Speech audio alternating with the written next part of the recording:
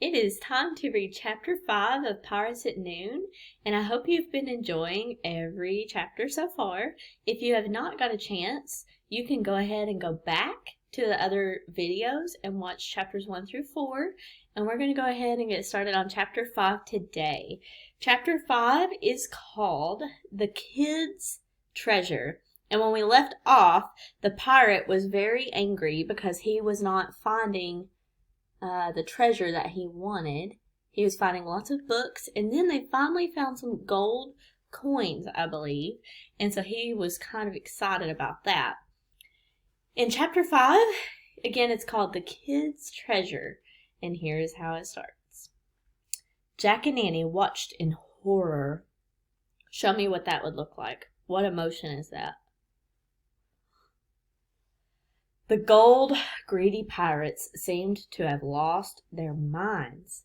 Jack nudged Annie. Together they started to back slowly away from the pirates, toward the treehouse. Oh, so they're trying to slowly go back and maybe sneak up the ladder of the treehouse without the pirates noticing. I don't know if that'll work. "Halt!" Captain Bones shouted. He aimed his pistols at them. "Not another step, lubbers!" Jack and Annie froze. Captain Bones grinned, his black-toothed grin. "Tell old Bones where the rest is," he growled, "or prepare to meet thy doom." What rest?" said Annie. "The rest of the treasure," roared Captain Bones. "I know it's on this island. I have a map." Huh? A map? He reached into a belt pouch and pulled out a torn piece of paper. He waved it at Jack and Annie. "Is that a treasure map?" asked Jack. "Aye, it's the map telling about Kid's treasure." "Which Kid's treasure? Not us kids," said Annie. "We don't know anything about Kid's treasure." "Why don't you read the map?" said Jack. "You read it." Captain Bones shoved the map in Jack's face. Jack stared at the strange marks on the paper. "What does that mean?" asked Jack. "What does what mean?" asked Captain Bones. "Those words." Jack pointed at the words at the bottom of the map. "Well, it means—" Captain Bones' good eye squinting at the writing. He frowned. He coughed. He rubbed his nose. Does Captain Bones know what that means?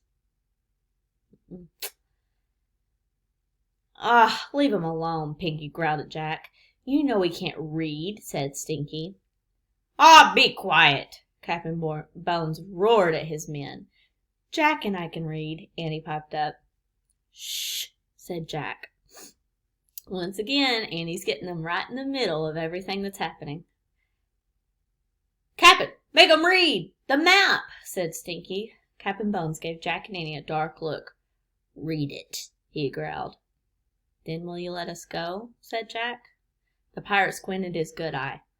"Aye, lover, when the treasure's in me hands, I'll let you go." And here is the picture of the map. If you would like to, you could pause this video and try to make your own version of the map.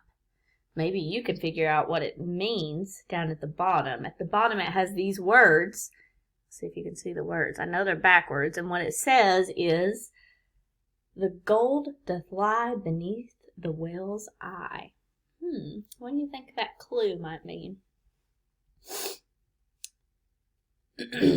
One more look at this, because I think maybe the map could be a clue. Maybe the shape of the map could work with that clue. "Okay," said Jack. "I'll read it to you." He looked at the map. It says, "The gold doth lie beneath the whale's eye." "Huh?" Captain Bones scowled. "What's that supposed to mean, lover?" Jack shrugged. "Hang it, take 'em back to the ship," shouted Captain Bones. "They can rot there till they're ready to tell us how to find Kid's treasure." Jack and Annie were tossed into the rowboat. Waves splashed at the sides. The sky ahead was dark with thunderclouds. A strong wind had started to blow. "Row, dogs, row!" said Captain Bones. Pinky and Stinky began rowing toward the big ship. "Look!" Annie said to Jack. She pointed to the shore. Who do you think she's seeing over there? What do you think she's pointing at? Remember back to the beginning chapters and maybe who was flying above them. Polly the parrot was flying over the sand. "She wants to help us," whispered Annie. Polly started to fly out over the waves, but the winds were too strong.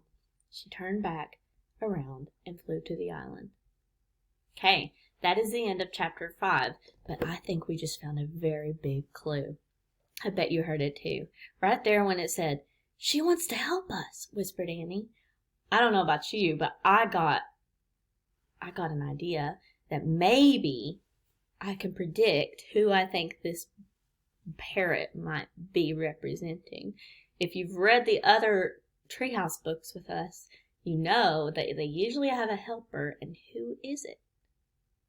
Who is usually their helper? They don't look like the person, but who's usually helping them out? My challenge to you today is to maybe go back and listen, get some clues as to who you think this might be. Maybe what nickname would the parrot go by? And if you would like, go ahead and make a copy of that map and see if you can figure out where the whale's eye is. I hope you have a good rest of the day, and I'll see you tomorrow.